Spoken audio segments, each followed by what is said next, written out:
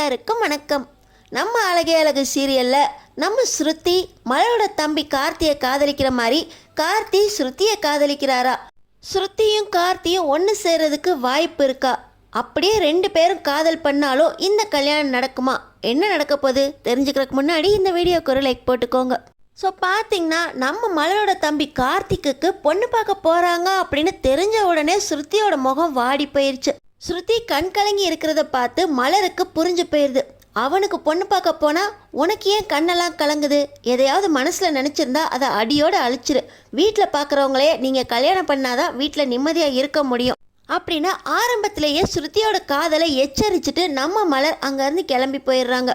இன்னொரு பக்கம் நம்ம மலர் பாக்கியராஜோட சேர்ந்துக்கிட்டு ராகவன் ராஜலக்ஷ்மி கிட்ட நாளைக்கு என் தம்பி கார்த்திக்கு பொண்ணு பார்க்க போகிறாங்க, நாங்கள் ரெண்டு பேரும் போயிட்டு வரட்டா அப்படின்னு மறுபடியும் கேட்குறாங்க.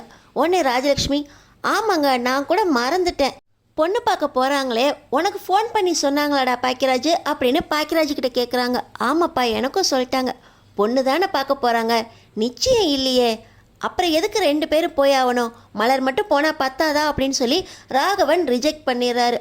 பாக்கியராஜ் அமைதியாக இருக்கிறத பார்த்து நம்ம மலருக்கு பயங்கர கோபம் வருது.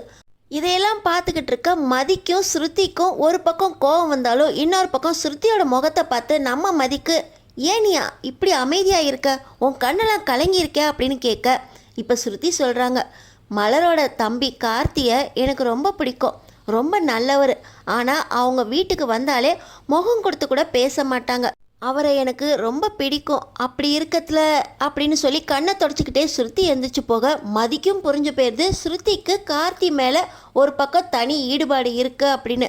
ஆனால் இந்த விஷயம் நடக்குமா? ஸ்ருதி கார்த்தியை கல்யாணம் பண்ணுறதுக்கு ஆசைப்படுறாளோ அப்படின்னு மதிக்கு சந்தேகம் வந்து இப்படி காதல் செஞ்சால் வீட்டில் பிரச்சனை வருமே அப்படின்னு மதி யோசிக்க ஆரம்பிக்கிறாங்க. இன்னொரு பக்கம் பார்த்தீங்கன்னா நம்ம மலர் தம்பியோட பொண்ணு பார்க்க விஷயத்தில் கூட நீங்கள் உங்கள் அப்பா அம்மாவை எதிர்த்து பேச மாட்டீங்கள்ல, அவங்க என்னென்னா என்ன மட்டும் போக சொல்கிறாங்க, நீங்கள் எதுவுமே கேட்க மாட்டீங்களே அப்படின்னு பாக்கியராஜ்கிட்ட சண்டை போட போக அவங்க தானே சொன்னாங்க போக வேண்டான்னு, நான் சொல்லலையே வரமாட்டேன்னு, நான் கண்டிப்பாக நாளைக்கு வருவேன் மலர், பேங்க்கில் உனக்கு பர்மிஷன் போட்டுட்டு நான் பஸ் ஸ்டாப்பில் வந்து நிற்கிறேன், நீ அப்படியே அங்கேருந்து வந்துரு, நம்ம ரெண்டு பேரும் ஒன்றா பொண்ணு பார்க்குற வீட்டுக்கு போயிடலாம் அப்படின்னு பாக்கியராஜ் சொல்ல, இதில் எதுவும் மாற்றம் இருக்காது, அப்புறம் கடைசி நேரில் மாறக்கூடாது அப்படின்னு சொல்லி மலர் பாக்கியராஜ்கிட்ட சொல்ல, அதெல்லாம் மாறாது அப்படின்னு பாக்கியராஜ் வாக்குறுதி கொடுக்குறாரு. ஆனால் இதுக்கிடையில் ஸ்ருதி ஒரு திட்டம் போடுறாங்க. அடுத்த நாள் மத்தியானம் நம்ம மலர் பாக்கியராஜுக்கு கால் பண்ணுறாங்க. சாயந்தரம் தானே பொண்ணு பார்க்க போகணுன்னு சொன்னான், இவையே இப்பயே கால் பண்ணுறா அப்படின்னு பாக்கியராஜ் கால் எடுக்க, என்னங்க ஸ்ருதிக்கு என்னமோ ஆகிப்போச்சு, நாங்கள் ஹாஸ்பிட்டலுக்கு தூக்கிட்டு போகிறோம், நேராக அந்த ஆஸ்பத்திரிக்கு வந்துருங்க அப்படின்னு சொல்லி நம்ம மலர் கால் பண்ண, இப்போ ஸ்ருதியை பார்த்திங்கன்னா நம்ம சுரேஷ் கை தாங்களாக தூக்கிக்கிட்டு ஆம்புலன்ஸில் ஏற்றி ஹாஸ்பிட்டலுக்கு கூட்டிகிட்டு போகிறாங்க. அங்கே போய் பார்த்தா ஸ்ருதிக்கு ஐசியூவில் வச்சு ட்ரீட்மெண்ட் நடக்குது. இதே வேகத்தில் வேகமாக பாக்கியராஜ் வராரு. என்னாச்சு மலர், ஏன் எதுக்கு ஃபோன் பண்ண, ஸ்ருதிக்கு என்னாச்சு, ஸ்ருதி எதுக்கு ஆஸ்பத்திரியில் சேர்த்துருக்கீங்க அப்படின்னு கேள்வி மேலே கேள்வி கேட்க, ஸ்ருதி நம்மளையெல்லாம் ஏமாத்திட்டாடா, மத்தியானம் சாப்பிட கூப்பிட்றதுக்காக அவள் ரூமுக்கு போனேன், அவள் எப்போவுமே பகலில் தூங்கவே மாட்டா, ஆனால் அவள் அன்னைக்கு பெட்டில் கிடந்தா, என்னாச்சு ஏதாச்சு அப்படின்னு ஸ்ருதியை எழுப்ப எந்திரிக்கவே மாட்டேன்ட்டாளா, எனக்கு ரொம்ப பயமாகி தான் மலரை கூப்பிட்டேன், அதுக்கப்புறம் அவனுக்கு ஏதோ ஆகிப்போச்சு அப்படின்னா மத்தியானம் சாப்பிட வந்த சுரேஷ் ஹாஸ்பிட்டலுக்கு ஃபோன் பண்ணி அட்மிட் பண்ணியிருக்கான், எனக்கு ரொம்ப பயமாக இருக்குது பாக்கியராஜ் அப்படின்னு சொல்லி இந்த ராஜலக்ஷ்மி அழுக, அம்மா என்னம்மா சொல்கிறீங்க, எழுப்ப எந்திரிக்கலையா, அவளுக்கு என்னதான் ஆச்சு சுரேஷ் அப்படின்னு பாக்கியராஜும் பதறி போகிறாரு. அண்ணே எனக்கு என்னமோ சந்தேகமாக இருக்குது, அவளுக்கு மயக்கம் தெரியவே இல்லை, ஐசியூவில் வச்சு ட்ரீட்மெண்ட் நடந்துக்கிட்டு இருக்குன்னு அப்படின்னு இங்கே சுரேஷ் ஒரு பக்கம் இருக்க, இன்னொரு பக்கம் பார்த்திங்கன்னா இந்த சுரேஷ் தங்கராஜுக்கும் கால் பண்ணியிருக்காரு. தங்கராஜ் ரேவதியை கூட்டிகிட்டு வேகமாக ஹாஸ்பிட்டலுக்கு வந்துடுறாரு. மாப்பிள்ளை என் பொண்ணு கதியை பார்த்தீங்களா மாப்பிள்ளை, என் பொண்ணுக்கு இப்படி ஆகும்னு நினச்சி கூட பார்க்கல, அவள் ஒழுங்காக தான் படித்து அவள் வேலைக்கு போகணுன்னுலாம் பேசிக்கிட்டு இருந்தா, திடீர்னு என்னமோ ஆகிப்போச்சு மாப்பிள்ளை, என் பொண்ணை யாரோ என்னமோ பண்ணிட்டாங்க மாப்பிள்ளை அப்படின்னு இந்த ராகவனும் அழுகுறாரு. மாமா ஸ்ருதிக்கெலாம் எதுவும் ஆகாது, அவள் ஏதாவது ஃபுட் பாய்சன் ஆகிருக்கும், அதுக்கு தான் மயக்கி போட்டு விழுந்திருப்பா, நீங்கள் எதுக்கு மாமா கவலைப்படுறீங்க அப்படின்னு சொல்லி தங்கராஜ் இங்கே ராகவனுக்கு ஆறுதல் சொல்லிக்கிட்டு இருக்க, இன்னொரு பக்கம் டாக்டர்கள்லாம் ட்ரீட்மெண்ட் கொடுத்துக்கிட்டு இருக்காங்க. வெளியே வர டாக்டர்கிட்ட நம்ம தங்கராஜ் அந்த பொண்ணுக்கு என்ன ஆச்சு, ஏன் அந்த பொண்ணு மயக்க தெரியவே இல்லை அப்படின்னு கேட்க, கொஞ்ச நேரம் அமைதியாக இருங்க, ட்ரீட்மெண்ட் நடந்துக்கிட்டு இருக்கு, அவங்க ரொம்ப சீரியஸாக இருக்காங்க அப்படின்னு சொல்ல என்ன பண்ணுறதுனே புரியல. கொஞ்ச நேரத்தில் ட்ரீட்மெண்ட் முடிஞ்சு டாக்டர் பார்த்திங்கன்னா அந்த பொண்ணோட அப்பா யாரு, உள்ளே வாங்க பேசணும் அப்படின்னு சொல்கிறாங்க. தங்கராஜும் ராகவனும் தான் டாக்டர்கிட்ட பேசுகிறதுக்காக உள்ளே போகிறாங்க. பார்த்தீங்கன்னா டாக்டர், அந்த பொண்ணு சூசைட் அட்டம் பண்ணியிருக்கு. அந்த பொண்ணு வயிற்றில் கொஞ்சமாக பாய்சன் கலந்ததுனால காப்பாற்ற முடிஞ்சிச்சு. ஆனால் அந்த பொண்ணு கர்ப்பமாக இருக்காங்க அப்படின்னு டாக்டர் சொல்கிறாரு. இதை கேட்ட உடனே, என்ன டாக்டர் சொல்கிறீங்க, என் பொண்ணுக்கு இன்னும் கல்யாணமே ஆகலை, நீங்கள் ஒழுங்காக செக் பண்ணிங்களா, என் பொண்ணு கர்ப்பம் ஆகிறதுக்கு வாய்ப்பே கிடையாது அப்படின்னு சொல்லி ராகவன் டாக்டர் சத்தம் போட, தங்கராஜ், என்ன டாக்டர் சொல்லிக்கிட்டு இருக்கீங்க, நீங்கள் டாக்டருக்கு தான் படிச்சிங்களா அப்படின்னு டாக்டரோட சத்தையவே பிடிச்சிட்றாரு. ஆனால் டாக்டர், எனக்கு அதெல்லாம் தெரியாது, அந்த பொண்ணு கர்ப்பமாக இருக்குது, அந்த பொண்ணு உடம்புல இருக்க பாய்சன்லாம் எடுத்துட்டோம், வெளியே ஒரு எஸ்ஐ இருந்தார், நீங்கள் கேஸ்லாம் ஃபைல் பண்ணிட்டீங்களா, அதுக்கப்புறம் எங்கள் ஹாஸ்பிட்டல் மேலே எந்த கம்ப்ளைண்ட்டும் வரக்கூடாது அப்படின்னு சொல்லிட்டு டாக்டர் நீங்கள் போகலாம் அப்படின்னு சொல்லிடுறாரு. ராகவனுக்கும் தங்கராஜுக்கும் என்ன பண்ணுறதுனே புரியல. நேராக ஸ்ருதியோட ரூமுக்கே போகிறாங்க. அங்கே ஸ்ருதி மயக்கத்தில் இருக்கும்போது, ஏய் எந்திரடி அப்படின்னு சொல்லி தங்கராஜ் ஸ்ருதியோட கன்னத்தை தட்டுறாரு. சார் என்ன சார் பண்ணுறீங்க, இப்போ தான் உங்களுக்கு ட்ரீட்மெண்ட் முடிஞ்சிருக்கு, இது எங்கள் குடும்ப விஷயம், நீ வெளியே போ அப்படின்னு சொல்லி நர்ஸையும் வெளியே துரத்திட்டு தங்கராஜும் ராகவனும் உள்ளே போய் ஸ்ருதியோட கன்னத்தை தட்டி எழுப்புறாங்க.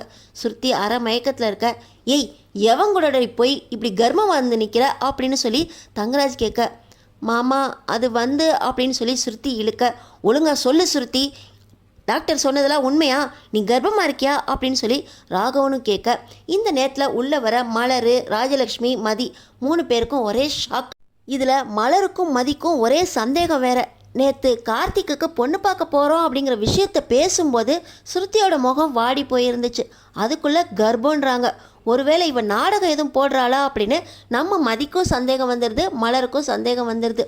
இருந்தாலும் டாக்டரே சொல்லிட்டு போயிருக்காங்களே அப்படின்னு சொல்லி மலர் ஸ்ருதியை ரொம்ப கோவமாக பார்த்துக்கிட்டு இருக்காங்க. இன்னொரு பக்கம் மதியும் ஸ்ருதியை ஒரு மாதிரி பார்த்துக்கிட்டு இருக்காங்க. ஆனால் ஸ்ருதி வாயிலேருந்து, அப்பா நான் ஒருத்தரை காதலிக்கிறேன், அவர் யாராக இருந்தாலும் எனக்கு கல்யாணம் பண்ணி வைப்பேன்னு சொல்லுங்கள், அப்போ தான் நான் யார்கிட்ட காதலித்தேன், என் வயிற்றில் இருக்க குழந்தைக்கு அப்பா யாருன்னு சொல்லுவேன் அப்படின்னு ஸ்ருதி கண்டிஷன் போடுறாங்க. என்னடி எங்கள்கிட்டே கண்டிஷன் போடுறியா அப்படின்னு சொல்லி ராகவன் பார்த்திங்கன்னா ஸ்ருதி மேலே கோவமாக இருக்க. இன்னொரு பக்கம் தங்கராஜ், மாமா அமைதியாக இருங்க, வீட்டில் போய் பேசிக்கலாம் அப்படின்னு சொல்லிட்டு அமைதியாக இருக்கார். அடுத்த நாள் வரைக்கும் அமைதியாக இருக்கிற தங்கராஜும் ராகவனும் வீட்டுக்கு போனதுக்கப்புறம் ஸ்ருதியை கொஞ்ச நேரம் உட்கார கூட விடலை. ஏய் ஸ்ருதி, உன் வயிற்றில் இருக்க குழந்தைக்கு அப்பா யார், ஒழுங்காக சொல்லு, அப்புறம் நடக்கிறதே வேற, உன்னை கொன்று போட்டுட்டு நீயா சூசைட் பண்ணிக்கிட்டேன்னு கூட நான் மாற்றிடுவேன் அப்படின்னு தங்கராஜ் மிரட்டுறாரு. மாமா இதெல்லாம் மிரட்டுறதுக்கு உங்களுக்கு எந்த உரிமையும் இல்லை அப்படின்னு சொல்லி ஸ்ருதி பேசுகிறாங்க. ஏய் ஸ்ருதி, யாரை எதிர்த்து பேசிக்கிட்டு இருக்க, அவர் இந்த வீட்டு மாப்பிள்ளை, செய்கிறது தப்பு, இதில் எதிர்த்து வேற பேசிக்கிட்டு இருக்கியா அப்படின்னு சொல்லி ராகவன் வேகமாக வந்து ஸ்ருதி அறைய, மாமா அமைதியாக இருங்க, இந்த விஷயத்தை எப்படி டீல் பண்ணணும்னு எனக்கு தெரியும் அப்படின்னு சொல்லி தங்கராஜ் மறுபடியும் ஸ்ருதியோட முடியை பிடிச்சி, உண்மையை சொல்ல போறியா இல்லையா அப்படின்னு கேட்க, மலர் அண்ணியோட தம்பி கார்த்தியை தான் நான் காதலிக்கிறேன், அவரோட குழந்தை தான் என் வயிற்றில் வளருதா அப்படின்னு சொல்லி வயிற்றில் கையை வச்சு ஸ்ருதி அழுகுறாங்க. என்ன சொன்ன, மலரோட தம்பி கார்த்தியா, அவன் ஒன்றத்துக்கு ஆகாதவன், இவனை இதுக்கு தான் வீட்டுக்குள்ளேயே விடக்கூடாதுன்னு சொன்னேன். மாமா இவன் என்ன சொல்லிக்கிட்டு இருக்கா, அந்த இத்து போனவனையா காதலிச்சுக்கிட்டு இருக்கா அப்படின்னு சொல்லி இந்த தங்கராஜ் கோவப்படுறார். இன்னொரு பக்கம் பாக்கியராஜுக்கும் சுரேஷுக்கும் பயங்கர கோவம் வருது. ஏய் ஸ்ருதி, என்ன சொல்லிக்கிட்டு இருக்க, மலரோட தம்பி கார்த்தியவா அப்படின்னு வாயை பிளந்துக்கிட்டு இருக்க. இன்னொரு பக்கம் சுரேஷ், அவன் ஏற்கனவே என்கிட்ட அடி வாங்கினான், அன்னைக்கு அப்பா பிறந்த அன்னைக்கு அவன் கூட தனியாக பேச போகிறப்பயே நினச்சேன், அதுக்கு தான் அவனை வான் பண்ணி அந்த அடி அடித்தேன், அப்படி இருந்தும் அவன் திருந்தவே இல்லைல்ல அப்படின்னு சுரேஷ் ஸ்ருதியை மேலே கோவப்படுறாரு. இன்னொரு பக்கம் தங்கராஜ், தெரியும் இவங்களெல்லாம் வீட்டுக்குள்ளே விட்டா இப்படி தான் நடக்கும்னு தெரியும், இந்த வீட்டில் ஏற்கனவே ஒருத்தைய கல்யாணம் பண்ணிட்டு வந்து இந்த மலர் வசதியான வீட்டில் மருமகளாக வாழ்ந்துக்கிட்டு இருக்கா, அதுவும் திருட்டுத்தனமாக இந்த வீட்டு பையனை கல்யாணத்தை நிறுத்தி இவ திருட்டு கல்யாணம் பண்ணிட்டு வந்து இந்த வீட்டில் வசதியான வாழ்க்கை வாழ்ந்துக்கிட்டு இருக்கா. என் தங்கச்சி வாழ வேண்டிய இடத்துல இந்த மலர் வாழ்ந்துக்கிட்டு இருக்கா. சரி போனால் போது, ஆனால் இவ குடும்பம் அந்த வீட்டுக்குள்ளே வரக்கூடாது அப்படின்னு எத்தனை தடவை எச்சரிச்சிருப்பேன். ஆனால் இந்த மலர் எப்படியோ அவள் தம்பியையும் இந்த சுருத்தியையும் பழக விட்டு அவன் நினச்சதை சாதிச்சிட்டால. இந்த வீட்டில் இந்த சுருத்திக்கு எப்படியாவது ஒரு பையனை கல்யாணம் பண்ணி வைப்போம், அந்த பையன் வசதியாக இருப்பான் அப்படின்னு தெரிஞ்சுக்கிட்டு அவள் தம்பியை சுருத்தியோட பழக விட்டு இந்த வீட்டில் சுருத்திக்காக நாங்கள் பண்ணுற எல்லா பணம் நகை எல்லாத்தையும் அவள் குடும்பமே எடுத்துகிட்டு போகிறதுக்கு திட்டம் போட்டு தான் பண்ணியிருக்கா அப்படின்னு தங்கராஜ் பேசிக்கிட்டு இருக்க. இன்னொரு பக்கம் பாக்கியராஜ் அமைதியாக இருக்கார். ஆனால் நம்ம மலர் என்றைக்குமே என் தம்பி சுருத்தியை காதலிக்கணும் கல்யாணம் பண்ணணும்னு நினச்சதே கிடையாது, அவன் அப்படிப்பட்ட எண்ணத்தோட வீட்டுக்கே வந்தது கிடையாது. சுருத்தி ஏதோ மனசுக்குள்ளே பொய்யா நினச்சிக்கிட்டு அவனை கல்யாணம் பண்ணுறதுக்காக நாடகம் போடுறா அப்படின்னு சொல்லி மலர் சொல்கிறாங்க. என்ன சொல்லிக்கிட்டு இருக்க மலரு? நேற்று தான் உன் தம்பிக்கு பொண்ணு பார்க்க போகிறதா பேசிக்கிட்டு இருந்தாங்க. இன்னைக்கு இந்த வீட்டு பொண்ணு கர்ப்பமாக இருக்கான்னு தெரிஞ்சிருக்கு. இந்த வீட்டு பொண்ணை உன் தம்பி காதலிக்கிறான்னு தெரிஞ்சால் நாங்கள் சேர்த்து வைக்க மாட்டோன்னு தெரிஞ்சு அவன் எந்த அளவுக்கு இறங்கியிருக்கான் பார்த்தியா? சுருத்தியை இப்போ நம்ம எப்படியாவது கார்த்திக்கு கல்யாணம் பண்ணி வச்சிருவோன்னா திட்டம் போட்டு 2 பேரும் இந்த அளவுக்கு இறங்கியிருக்காங்க. இதுக்கெல்லாம் நீ தான் திட்டம் போட்டு கொடுத்தியா அப்படின்னு சொல்லி தங்கராஜ் ஒரு பக்கம் மலர்கிட்ட கேட்க, பாக்கியராஜ் இப்போயும் அமைதியாக இருக்கார். நம்ம மதிக்கு கோபம் வருது. என்னங்க இப்போ கூட அமைதியாக இருக்கீங்க? உங்கள் பொண்டாட்டியை உங்கள் மாமா இப்படி தப்பாக பேசிக்கிட்டு இருக்காரு, அதெல்லாம் தப்பு, அந்த மாதிரிலாம் எதுவும் இருக்காது அப்படின்னு பேச மாட்டிங்களா அப்படின்னு மதி கேட்குறாங்க. என்னை என்னப்பா பேச சொல்கிற? மலரோட தம்பி இப்படி செய்வான்னு நான் நினச்சி கூட பார்க்கல. 2 பேரும் விரும்பியிருந்தா கூட கொஞ்சம் யோசிச்சிருப்பேன். ஆனால் இந்த நிலைமைக்கு கொண்டு வந்து விட்டுருக்கானே, அவனை சும்மா விட மாட்டேன் அப்படின்னு சொல்லி பாக்கியராஜ் கையில் அருவாவை தூக்குறாரு. நீயும் உன் பொண்டாட்டியும் திட்டம் போட்டு தானே உன்னோட மச்சானுக்கு உன் தங்கச்சியை கல்யாணம் பண்ணி வைக்கணும்னு இந்த அளவுக்கு இறங்கியிருக்கீங்க. இப்போ என்னமோ ரொம்ப நல்லவ மாதிரி வேஷம் போடுற. மாமா, இந்த விஷயத்தில் நீங்கள் யாரையும் நம்ப வேண்டாம். இனிமேல் இந்த சுருத்தியையும் கார்த்தியையும் நான் உயிரோடவே விட மாட்டேன் அப்படின்னு சொல்லி தங்கராஜ் பார்த்தீங்கன்னா கன் எடுக்கிறாரு. சுருத்திக்கு பயம் வந்துடுது. அண்ணி அப்படின்னு சொல்லி மதியை போய் கட்டி பிடிக்கிறாங்க இந்த சுருத்தி. என்ன அண்ணின்னு சொல்லிட்டு மதியை போய் கட்டிப்பிடிக்கிறா அப்படின்னு மலர் பார்க்குறாங்க. அண்ணி எப்படியாவது காப்பாற்றுங்க அண்ணி, என்னையும் கார்த்தியையும் சேர்த்து வைங்க அண்ணி அப்படின்னு மதியை போய் கட்டி பிடிக்கிறாங்க இந்த சுருத்தி. உடனே தங்கராஜ், இதில் எதுவும் திட்டம் போட்டு வச்சிருக்கியா மதி அப்படின்னு மதியை பார்த்து கேட்க, இதில் நான் திட்டம் போட என்ன இருக்குது? ஒருத்தர் காதலிச்சு இந்த நிலைமையில வந்து நிற்கிறாங்க. கல்யாணம் பண்ணி வைக்கிறது தான் நல்லது. இதில் கூட ஸ்டேட்டஸ் பார்த்துக்கிட்டு இருக்கீங்க. இந்த வீட்டில் இதுக்கு மேலே ஏதாவது தப்பாக நடந்து ரத்தம் ஒரு துளி சிந்துனா கூட நான் சும்மா இருக்க மாட்டேன். போலீஸ் ஸ்டேஷனுக்கு நான் இப்போயே கம்ப்ளைண்ட் பண்ணிடுவேன் அப்படின்னு நம்ம மதி தங்கராஜை எச்சரிக்க, இன்னொரு பக்கம் தங்கராஜ், இந்த வீட்டில் எது நடந்தாலும் யாருக்கும் எதுவும் தெரியாமல் எப்படி பண்ணணும்னு எனக்கு தெரியும். ஏய் சுருத்தி, நீ உள்ளே போ அப்படின்னு சொல்லி தங்கராஜ் பார்த்திங்கன்னா வெளியே கிளம்புறாரு. நம்ம மதி, ஸ்ருதி நீ எதுக்கும் பயப்படாத, இதுக்கு மேலேயும் கார்த்தியை ஒன்றிருந்து பிரிக்க முடியாது.